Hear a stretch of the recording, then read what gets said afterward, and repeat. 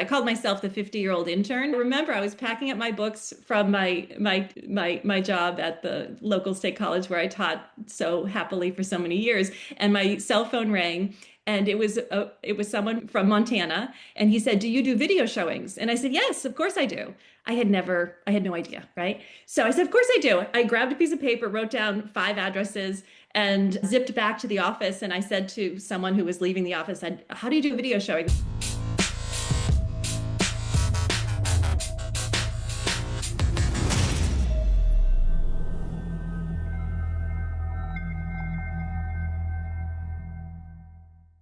Hey everybody, it's Kathy Byrnes here with Real Estate Riches, and today I'm with Peg Walsh with Sotheby's in New Hampshire, and I can't wait to have you all learn from her because it's a pretty exciting story. So Peg, want to give us a little background on how you got into real estate and all of a sudden shot to the top? Sure. It's very nice to be here with you, Kathy. I appreciate it. So let's see. I actually obtained my real estate license back in 2014, but at that time I was a college professor. I'm a sociologist by training, and that means that, I have all kinds of tools for studying people and working with students. And my students and I at that time were working on a project where we were studying housing in New Hampshire. So we were doing focus group interviews with first-time home buyers and looking at the ways in which people learn how to search for a home. And so being in that field, being out there in the field, I should say, was a way for us to explore real estate. And I met so many interesting people through that process, some agents, I met people in the mortgage industry. And so I decided to get my license. And I really just kept it in my back pocket, thinking that maybe someday I would use it. And then the time came in 2021 where I did. She did. I love this. What a great story. I was just talking to a friend of mine. You're probably familiar with the DISC profile, right? Hmm.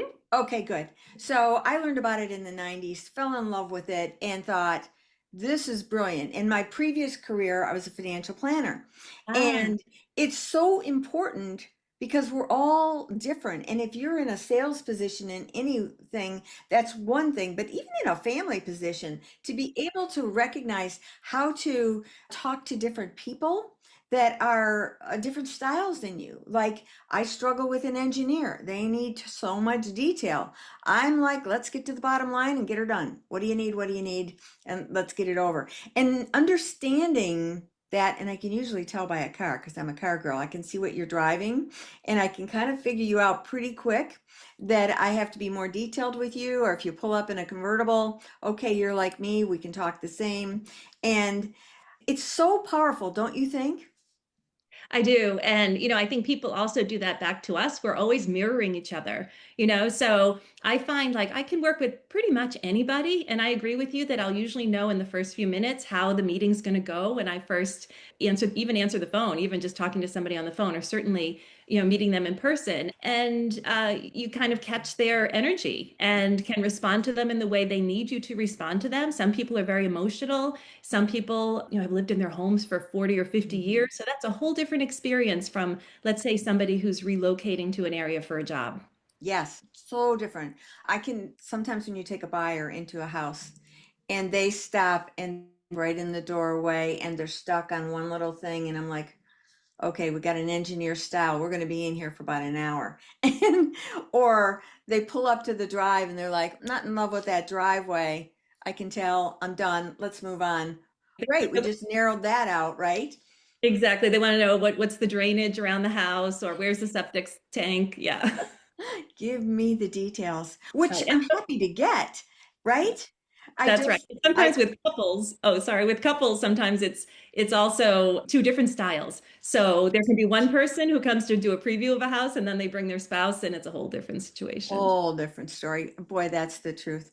And that's almost commonplace, wouldn't you say? I would.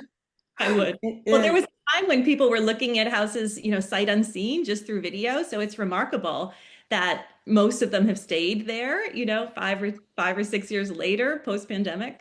Yes. Boy, that's the truth. How did you do, let's see, how did you do during that? Because you got in a year after it? Is that what you're saying?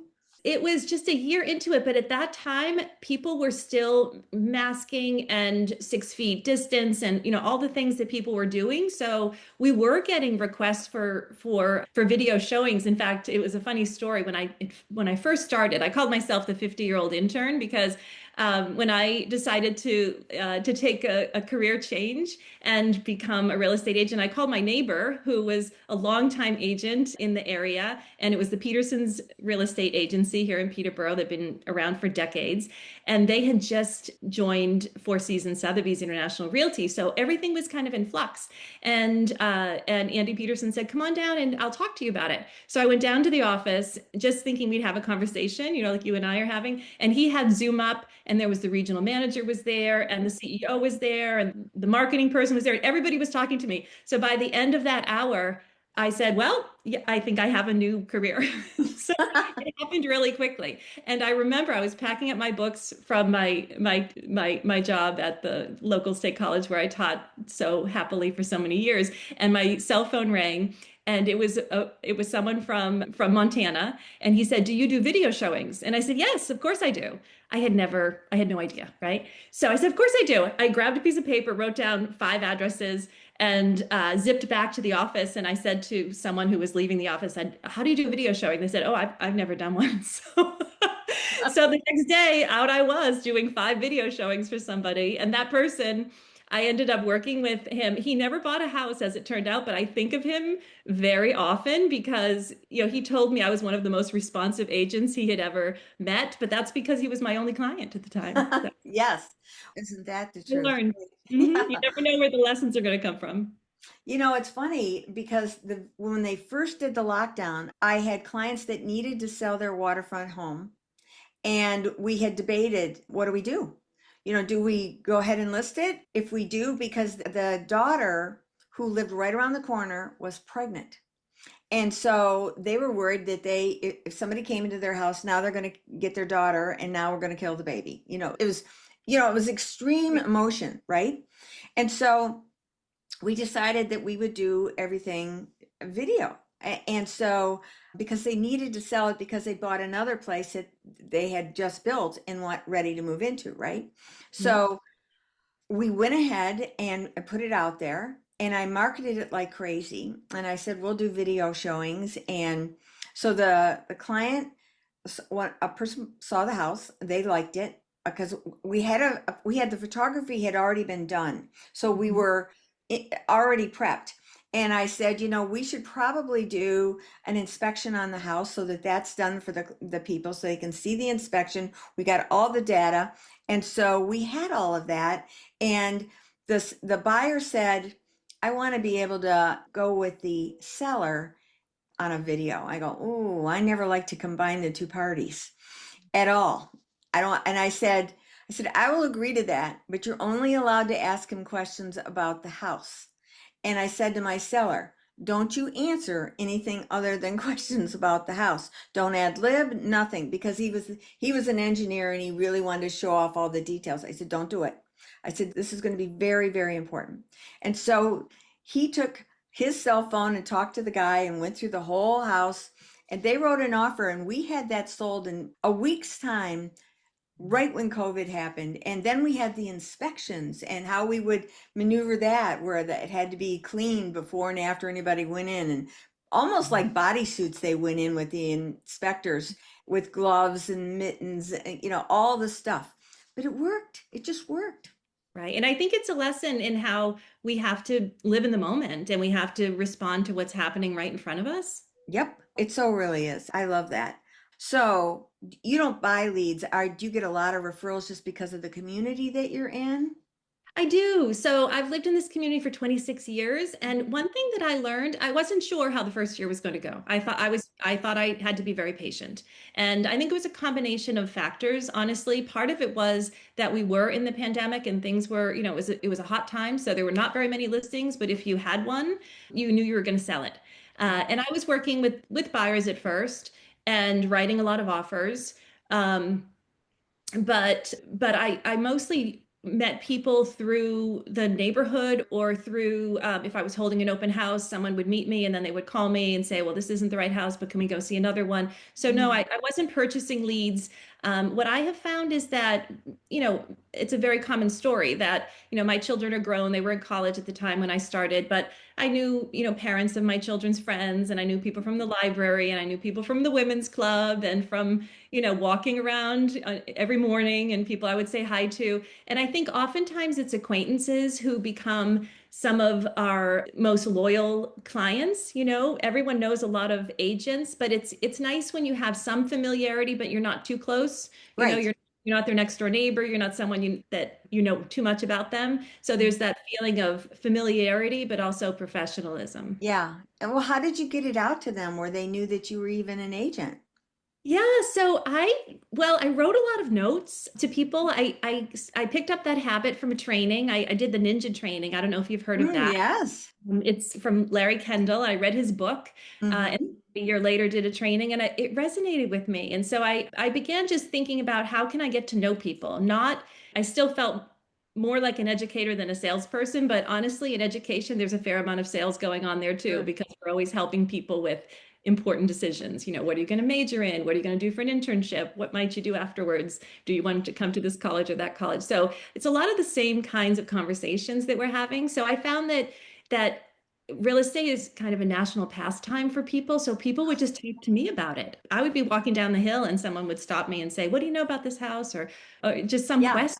How's the market? And Yeah. it almost was, I have to say, somewhat effortless to have the conversations. The next step is the hard part, that it's a slower process. So you might begin a connection that takes a year or so before somebody actually needs you to help them with buying or selling, but that's Hmm. fine. How about AI in your business? Are you incorporating it? To some extent, I am. So I find that in the past year or two, I started seeing that AI was used for property descriptions, for marketing, and so I began to sort of look at the analytics and see what are the phrases that Zillow is picking up, or what are the phrases that people are coming to expect are in those descriptions. And then I like to write, so I really enjoy the creative process of writing a description of a property, but I'm also aware that those analytics are going to affect how our properties show up in people's search results. So it's sort of a dance back and forth to make it still authentic, but to use the tools that are available. I do use AI for my database management. So I have a system that helps me remember anniversaries and things like that, where it's a reminder to keep in touch and write a note or make a phone call. And that I find is a fun part of the career, is just keeping in touch with people and seeing how they like their house Oh, a year or two later. the personal touch is it. It just works. It just works. But the analytics idea, that was brilliant. I love that. I'm going to incorporate that into mine. Now, tell me what product are you using that has AI helping you with the reminders? Oh, it's called Close, Cloze. Oh, yes. Have you heard of Uh, that? Yeah. I have. And do you love it? I do, but Okay. I know people. So I'm part of a group. I have a really wonderful group of people. We meet every couple weeks on Zoom and just to talk about things. And some people love it and some people don't. And Yeah. I think it's a matter, like everything, if you use it, it's a great tool, but Hmm. it's easy to kind of leave it to the wayside for a while and then you have to catch up. So you do have to keep up with your database. It doesn't do all your work for you, but Sure. if you give it good data, it's able to give me good results, I find. Well, that's good. I love that. I know EXP used to offer it. There were three, I think it's been eliminated. That's the one that was eliminated. They've got Bull Trail and I forget. That's the one that I got, and I honestly don't use it, which is awful because I have Go Okay. High Level. Yes, So I didn't need that, and I can do a lot more with Go High Level than I can with Bold Trail. So, right, um, but right. my and do I have a website on Bold Trail? I do have a website on Bold Trail. I forgot about that. And I should probably peek in there one of these days. See what's My company gave us a Moxie, that's another one, but I wasn't using that as much because I didn't find it as user friendly. So I created my own. well, that was great. And I think that's also an important lesson to use Hmm. it, stay in touch. I That's think right. I did a thing for years and years and years, and man, did it pay off. It was through send out cards. And which is a network marketing company, and people just think as soon as they hear that, they turn it off. No, don't do it. You don't have to do the network marketing. As a matter of fact, I encourage you not to do it. But the cards come US mail, and it's Mhm. got an app where you can create the card on your phone on the fly, or you can do it on the computer and it's delivered US mail. And they're like a glossy card that you would get that you go pay $5 for, right? Yes, And yes. do you know it? Well, I have a similar one called Express Docs. Are you familiar with that? I'm not. I'll have to Yes, check. it sounds very similar. Very nice presentation. Ooh, Express Dots. I'm going to write that down. Docs, right? Yes. Well, and what I did was I created a card called I Got a Guy and a gal too. So I had at the time Fiverr, but now I could do this in a nanosecond with an AI tool and just create the front of the picture for the card. It just Mhm. said it was a blue background with white puffy letters says I got a guy in big and then a gal too underneath it. And the inside I would feature a specific vendor that I really recommended every single month. I would do this. And Mm, so it would be their logo on there, a clip from their website that would explain how cool they were, then the owner's contact information, cell phone mhm, included. And then on the right hand side, it would say, Dear Peggy, I highly recommend this guy. This is my monthly card. This is someone I highly recommend. And here's why, some of the reasons that I love this guy or gal. And mhm. and I would say, I'm not paid, which was very important to me, for giving out these referrals. And because, that's not an integrative share as far as I'm concerned. And so I said, if you love this guy, great. If you don't need him, maybe somebody else will share his name or her name. I said, and if you need anything, if I don't have a guy, I know a guy who's got a guy. And so it was always like, how can I help you give something special to you? Someone always called me from that card every month for a guy that they needed, which is Yeah, just another form of a note staying in touch, right? exactly. And And that's it's right. And we all have people who are moving to the area and they don't know people. And so those calls are so important and having someone that's going to, do well for them is great. especially when you get known as Kathy's got a guy, Kathy's got a guy. And I would reinforce it. I got a guy all over the place. So, And one house I just did I don't know if you're familiar with BNI. It's a networking organization. oh, Boy, if they don't have it there, you should start one because check it out. BNI stands for Business Network International. I've been in okay. since 2008 and it has served me really well. And it's industry exclusive, one realtor per seat, one mortgage person per seat. So you really get different trades and we have 45 members in our organization and it's marvelous and the whole goal is how can I help you, not how can you Nice. help me? So anyway, this morning I was the keynote speaker, which you usually get to be about once a year. And I was showing them a picture of a $5 million waterfront house. I said, "Now let me tell you the story of how I got that." And it started with a Groupon where I met the owner at her store. We got to talking what we each did. She told me about a new house she just bought. It was right around the corner from me. I lived in a little rental on the water, and she had this monster home on the water. And I said, Boy, I love that house. What a great deal you've got. I said, If you ever go to sell that, think of me, girl. And, but she had this cool stuff in her store. I said, I've got a Facebook group that I don't promote myself on in the slightest. I promote other businesses and fun things to do in our area. I said, Mhm. anytime you've got an event coming up, let me know and I will post it in there and share this with you. Well, she loved that.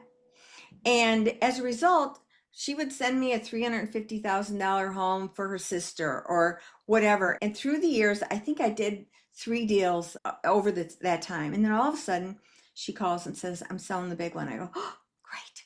And so that took 12 years. But that's what this is. If it's a business, it's you stay in touch, right? Yeah, and you already had such a strong relationship, so it was Yeah. probably a joy to do that. Yes, as a matter of fact, I wrote her a note today. I told her the story of how I shared her story in there because that is it. And I reminded her still, I said, if you ever need anything, I got a guy. I love that. It's just powerful. Everybody has different ways of staying connected. And Mhm. even if someone copied mine or they copied yours, it doesn't matter. We all have different circles. It doesn't matter. Right. Even That's in right. your own hometown. And you never know what's going to resonate. We always, I think we don't stop and reflect on this too much, but we enter people's lives at such important moments, you know? So last year I had an appointment with a young family, and I sat down at the kitchen table, and the woman was, she was pregnant, but she was so small. And I said, "Oh, when is your baby coming?" She said, "Oh, any day." And they said, "So we might need a week or so to get the house ready, after the baby comes." And I thought, well, you might need more time than that.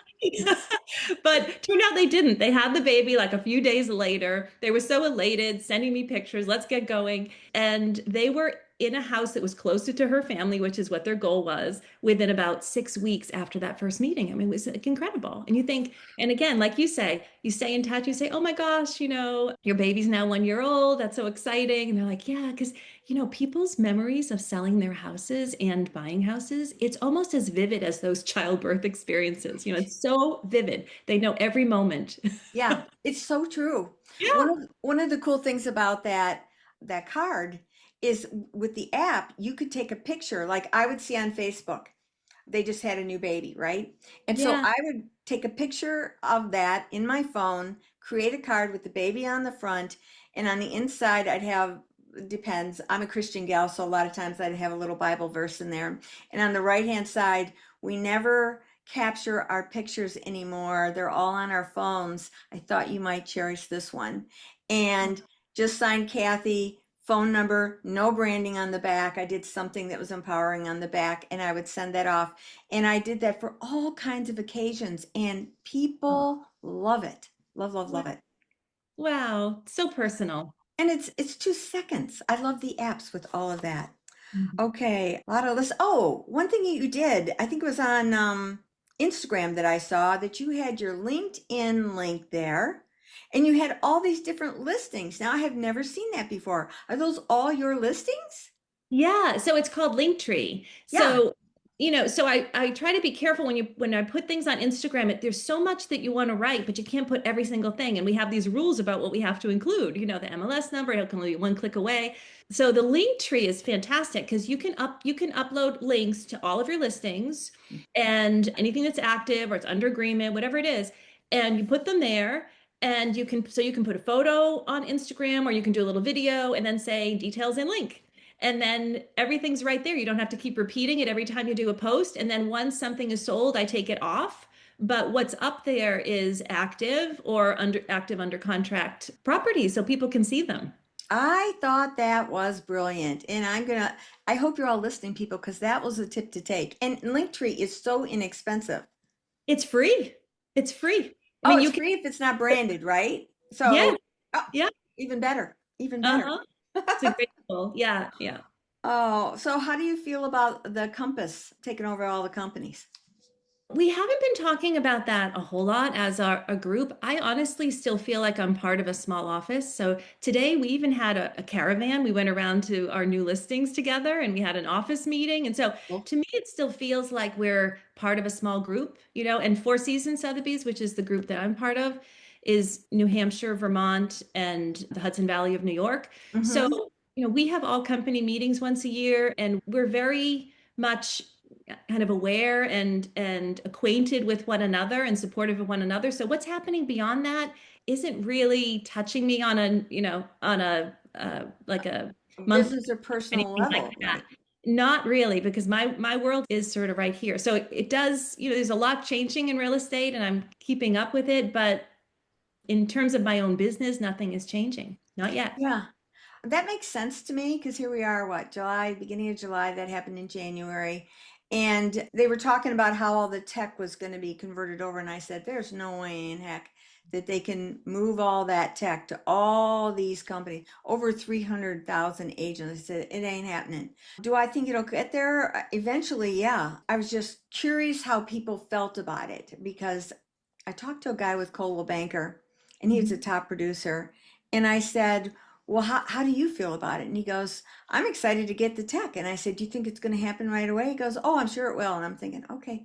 And but the point was, he had debated between Century 21, I think that was it. No, Coldwell Banker or Compass, and he went with Coldwell Banker. And he goes, now I got what I wanted and what I chose. So he was happy Oh, about it. So that was yeah. all good. That makes sense. Yeah. I'm really pleased with we have a great marketing department and we have people who will do courses for us and give us great support. So for me, as someone who is a career changer, it really has been it's been very helpful to have that kind of level of support and confidence. Boy, real estate is probably the number one career choice for second or third choices, And how about the average age of a realtor, according to NAR, is 57? Yeah, it used to be even higher. I read 62 once. Wow. I know. Maybe it's in New Hampshire at 62. But you know what? That is completely believable to me Yeah, because I see it's not a career that people tend to leave. They might ramp down a little bit or they might kind of come in and out of it, but it's very welcoming. And I'm yeah. always telling younger people who talk to me about my job or talk to me about real estate who I think would be really good at it, I think there's a lot of room for young people to come in. Oh, yeah. If they've got hustle, I think the biggest challenge I have with all realtors is are you, and you'll get this more than most because you understand what I'm talking about, is the thought process between a business and a job that's like a sales position because so many people treat it like a sales position when really it's a business. And when you treat it like a business, work it like a business, the CRM, all the pieces that you need to do with your social media, freaking love the Linktree idea. That's a whole different story. And I'm not negating youth, I'm saying because it's all ages that do this, but as long as whoever decides they're going to get into real estate is they're committed to the fact they may not make income for 6 months. We're in a challenging market, so you've got to be creative, listening to things like you did where you read the book and you followed those ideas with the notes. That's important stuff because it is a relationship business, don't you It is. think?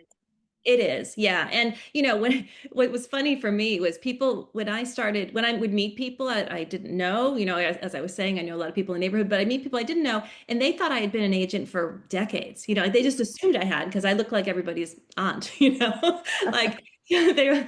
So I never had to explain anything that I was new. I don't think I ever told anybody that I was a new agent because it just never came up. Yeah. You And you know? didn't need to because That's you had a support team probably, right? Even though you're not on a team, you had a that's support.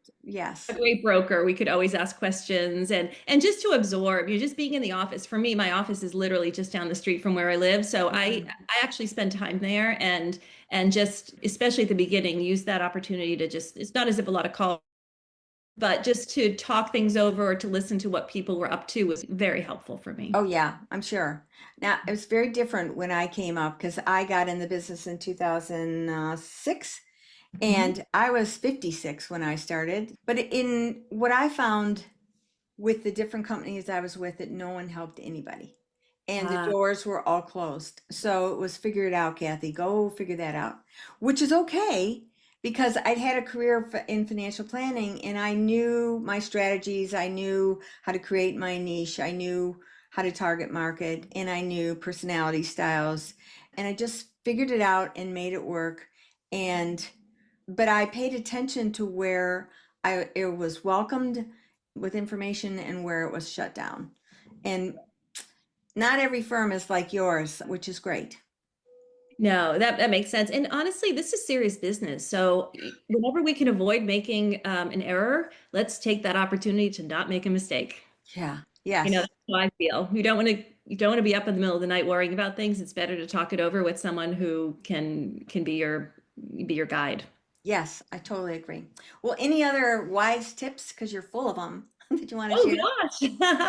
Um, let's see, what tips do I have? I would say that it is, I agree with you that it's a job that is an everyday job. And the most important thing that I ever did was just pick up the phone. Pick up the phone on the first ring if you can. Mhm. And people will call someone else if you don't pick up the phone. So it really is an opportunity knocks, and more business brings more business. That is absolutely true. So you never know who you're going to meet. It's not like you have to be walking around with your name tag on all the time, but just having conversations and getting to know people and just truly being, I think, a good listener and being interested in people and making connections, listen for life changes. I meet a lot of people who are empty nesters or they're 10 years from retirement. And so they're starting to get excited about where their next place is going to be. So it doesn't become really a conversation about, can I sell your house? Or it's not like that. Like I don't feel very invested when I'm having those conversations. I'm invested in people. I'm not invested in the outcome. The outcome just follows. And I truly believe that. And it's